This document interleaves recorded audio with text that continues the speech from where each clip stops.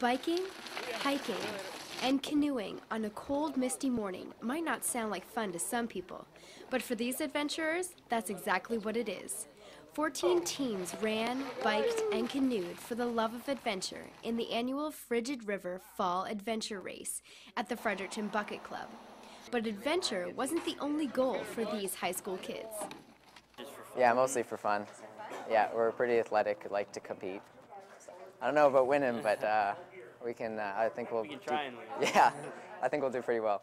Although competition was a driving force during the race, Jeremy Mathers, an adventure racer, says the sport is more enjoyable when competition isn't the main focus. No, I would argue that the people that aren't as competitive enjoy it more than the competitive people. The competitive people, they enjoy the competition, so I guess, but it's a lot more painful and difficult to try to do this competitively because there's a lot of competition. The top teams today wouldn't have really rested at all for the entire 4 hours, and they were paddling, running, and biking the rest of the time. Bob Matthews started this race 3 years ago. He plans the race, places the markers, and does the course himself. The goal is to gain the most amount of points throughout the course.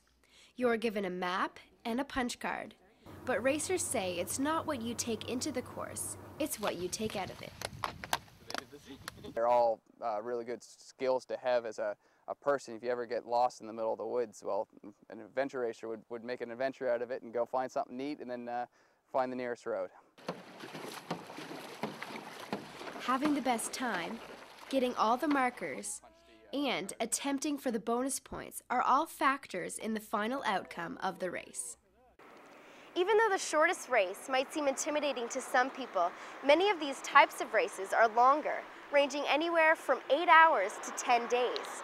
A cash prize of $200 was given to the winners of the 4-hour race, along with a $600 bonus for completing all the checkpoints along the course. The winners didn't finish with the best time, but they had the most points.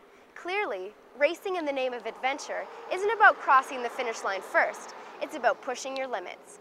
For Stu Journalism, I'm Liz Dale in Fredericton.